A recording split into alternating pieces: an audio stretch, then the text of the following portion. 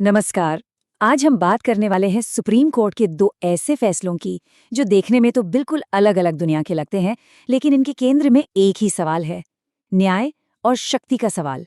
तो चलिए सीधे चलते हैं 29 दिसंबर 2025 के दिन भारत का सुप्रीम कोर्ट और उसके सामने थे दो बहुत ही अहम मामले।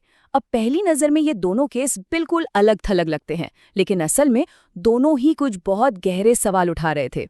सोचिए, एक तरफ तो एक बलात्कार पीड़िता की जिंदगी और उसके इंसाफ का सवाल था, और दूसरी तरफ उसी दिन उसी अदालत में भारत की सबसे पुरानी सबसे अहम पर्वत श्रृंखलाओं में से एक के वजूद पर ही बहस हो रही थी। तो चलिए सबसे पहले बात करते हैं उन्नाव रेप केस की।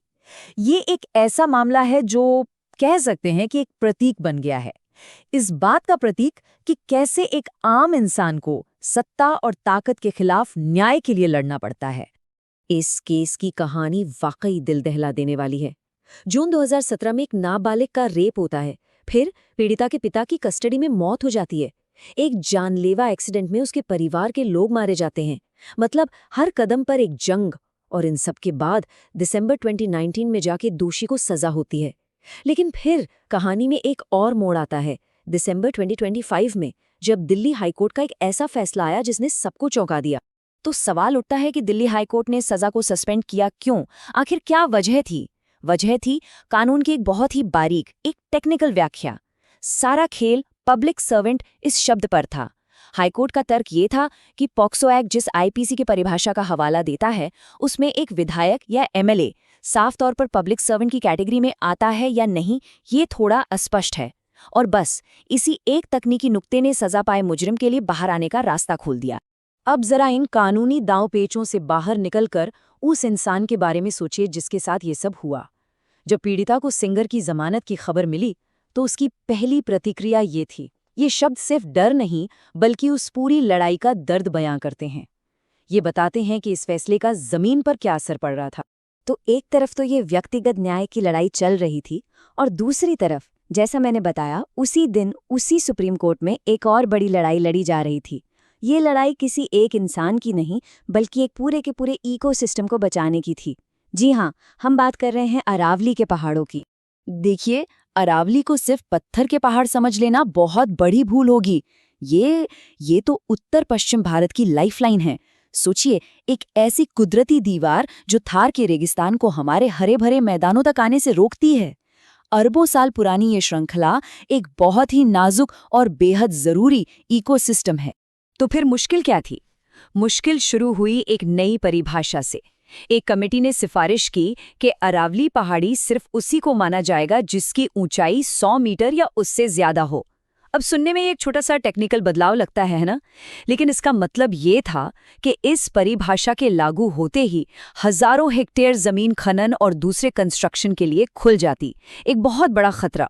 जैसे ही ये मामला सुप्रीम कोर्ट पहुंचा, कोर्ट ने इस नई परिभाषा के पीछे छिपे खतरे को तुरंत भांप लिया, और अदालत ने एक के बाद एक 5 सीधे और चुभते हुए सवाल दागे। ये सवाल ऐसे थे जिनसे साफ हो गया कि कोर्ट को शक था कि ये परिभाषा पर्यावरण की रक्षा के लिए नहीं, बल्कि किसी और मकसद से बनाई गई है।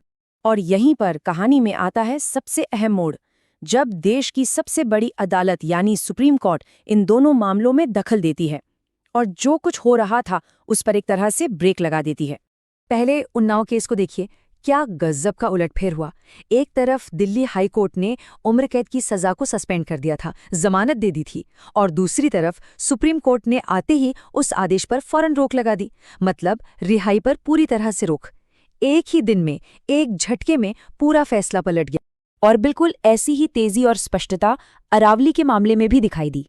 सरकार ने जो 100 मीटर वाली नई परिभाषा मान ली थी, सुप्रीम कोर्ट ने उसे फिलहाल ठंडे बस्ते में डाल दिया, उस पर रोक लगा दी। और सिर्फ इतना ही नहीं, कोर्ट ने कहा कि इस पूरे मसले की जांच के लिए एक हाई पावर कमेटी बनाई जाएगी। मतलब यथास्थिति बहाल कर दी। तो कुल मिलाकर उस एक दिन में सुप्रीम कोर्ट ने क्या किया? पहला, सेंगर के जमानत पर रोक लगा दी। दूसरा, अरावली की उस नई विवादास्पद परिभाषा को होल्ड पर डाल दिया। तीसरा, मामले की गहराई से जांच के लिए एक एक्सपर्ट कमेटी बनाने का आदेश दिया। और चौथा, सेंगर और अरावली से जुड़े सभी राज्यों को नोटिस जारी करके जवाब मांगा। तो अब आते हैं सबसे बड़े सवाल पर। इन दो अलग अलग मामलों के जो फैसले आए वो इतने जरूरी क्यों हैं? एक पीड़िता की सुरक्षा और एक पहाड़ के वजूद, इन दोनों के बीच आखिर रिश्ता क्या है?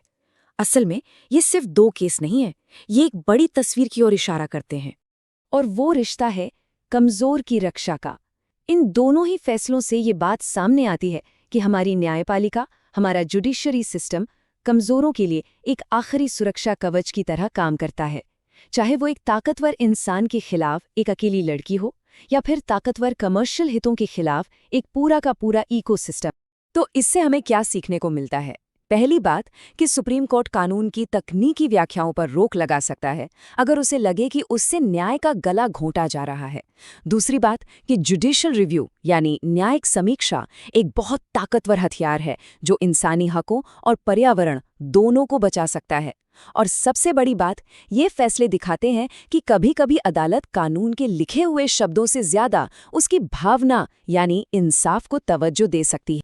तो आखिर में हम सबके सोचने के लिए एक सवाल रह जाता है, जब कानून के लिखे हुए शब्द और इंसाफ की असल भावना एक दूसरे से टकराने लगें, तो जीत किसकी होनी चाहिए? आखिरी फैसला किसका होना चाहिए? ये एक ऐसा सवाल है जो इन दोनों फैसलों के बिल्कुल केंद्र में है और शायद हमारे पूरे न्याय तंत्र के केंद्र में भी।